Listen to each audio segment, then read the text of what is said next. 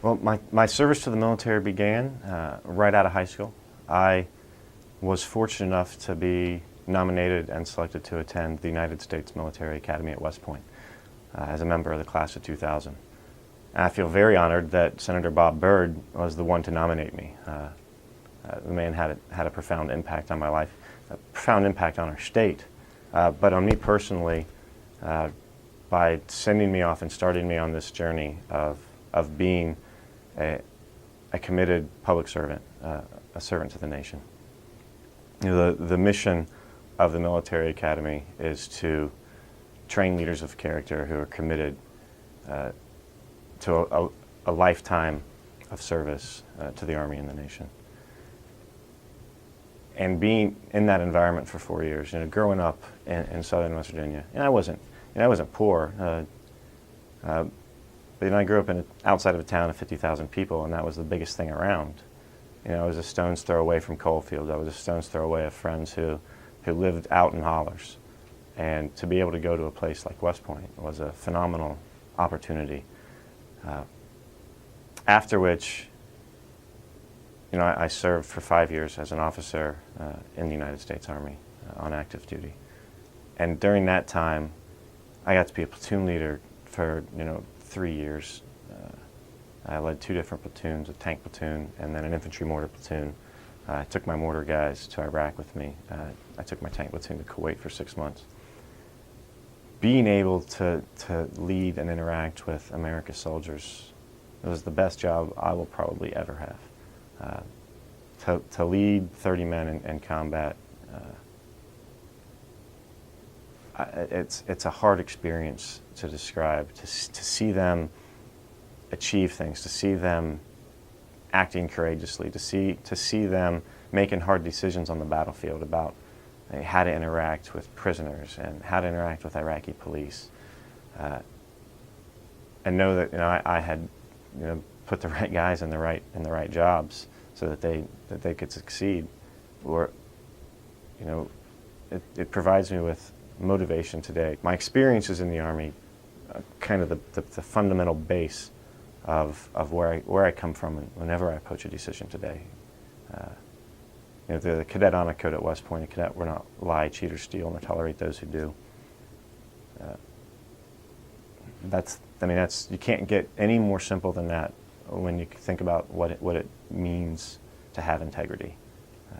You take responsibility for your actions, and you hold other people to account for their actions as well. You don't let other people get by. It's a high standard that we don't meet all the time, but you always have to strive to. And that's why I do what I do today. I see things. It's what pushed me to come to the Kennedy School and MIT Sloan as well, and really ultimately to get involved in clean energy, because I think it's a solution to a lot of the injustices that we see in the world today.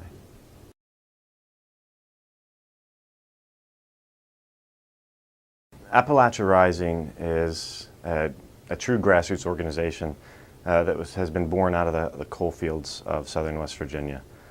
And for decades now, the coal industry has shifted away from traditional underground mining, shaft mining, and been growing a practice of surface mining to what's really now surface mining on steroids, or what we call mountaintop removal mining, where they blast up to 1,000 feet off the top of the ridgelines of Appalachia, dump the detritus, or what they call overburden, into the valleys below, burying creeks and streams, the headwaters of the Ohio and Mississippi rivers, and scrape the coal off with giant dinosaur-sized machines.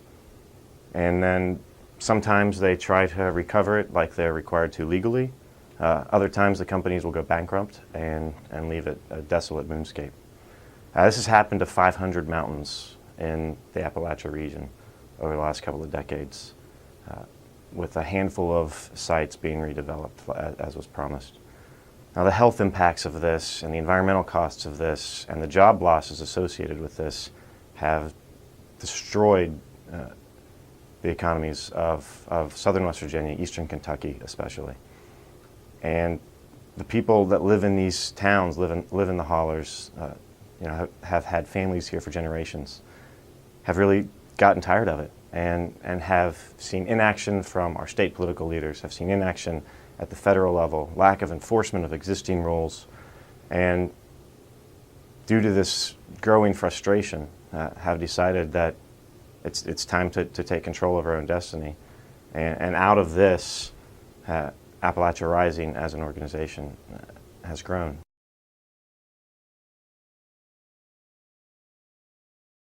It kind of sprung up out of one project in a place on the Coal River in West Virginia.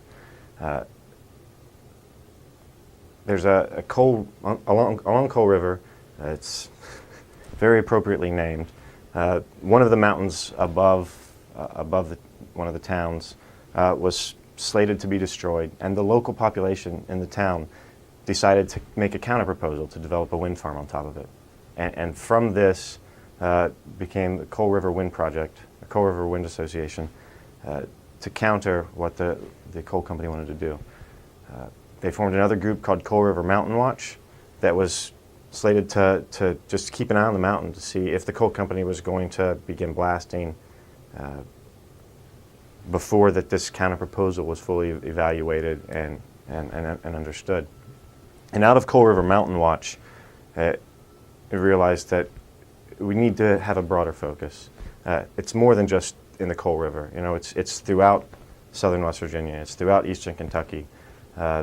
There's struggles going on in Tennessee. The practice is done in Virginia as well. Those are the 4 states really where mountaintop removal is being practiced.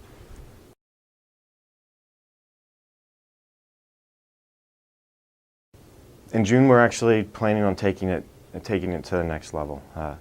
It's not just about the environment anymore, and it's not just about the economy anymore, although those 2 issues are very important and central to what we're doing.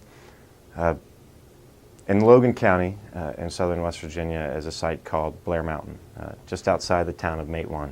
If you've seen the movie Matewan that was released in the early 80s, you might be familiar with the story of the coal wars of the early 1920s. Now, in 1921, as the labor movement began to grow strength in the northern part of the country, and the southern coal fields were still unorganized, but the workers lived and worked under atrocious conditions.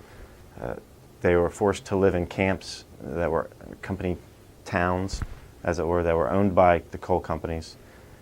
They weren't even paid oftentimes in U.S. currency. They were paid in company-derived scrip that could only be redeemed at company-owned stores.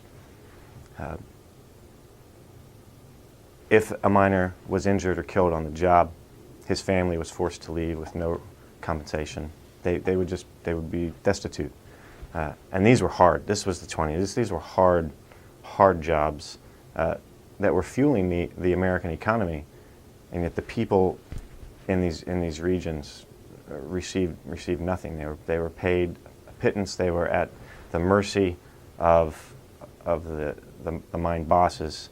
And as the labor movement began to spread down, in August and September of 1921, 10,000 miners began to lead a strike of the mines and marched 50 miles from a town just south of the capital, Charleston, to Blair Mountain.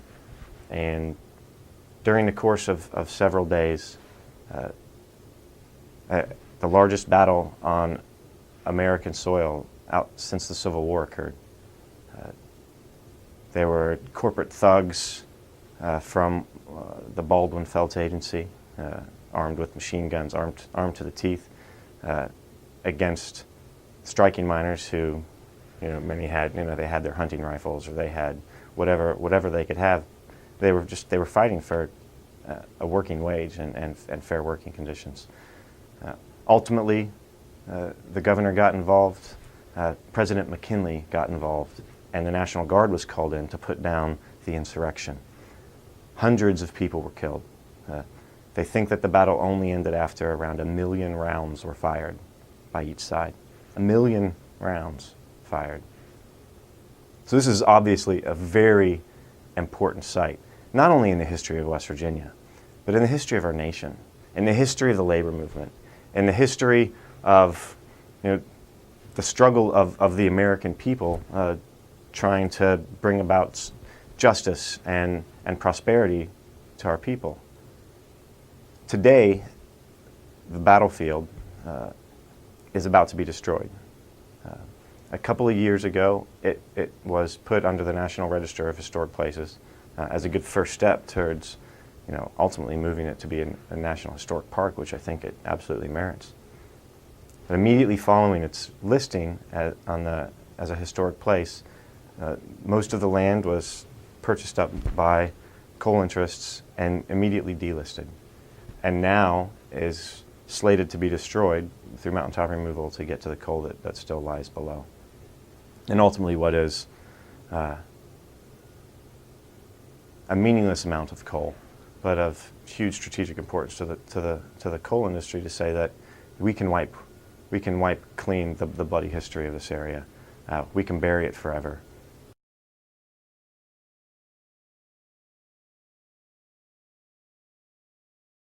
I led 2 different platoons, a tank platoon and then an infantry mortar platoon.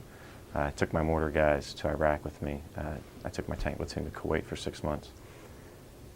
Being able to lead and interact with America's soldiers was the best job I will probably ever have. To lead 30 men in combat.